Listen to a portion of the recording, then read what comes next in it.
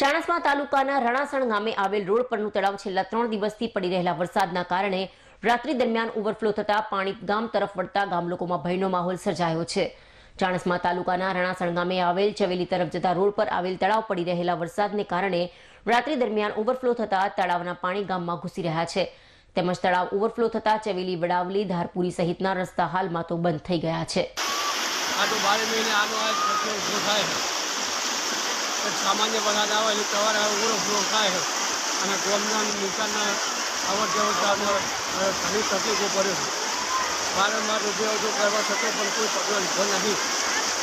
ચૂંટાયેલી પંચ અને સંગઠનના અધિકારીઓને પણ જાણ કરેલી છે। તંત્ર અધિકારીઓ જવાબદાર ડીડીઓ સાહેબને પણ રૂબરૂ મુલાકાત લીધેલી છે। એ છતાંય હજુ કોઈ આજ સુધી પગલો લીધો નથી અને વારંવાર રજૂઆતો કરવા છતાં પણ એ સંખ્યા આ ગ્રાન્ટ આવન ગ્રાન્ટો વાયદા કરેલા 15 લાખની ગ્રાન્ટ પડી છે એ છતાંય હજુ સુધી એનો કોઈ નિકાલ કરેલો નહીં।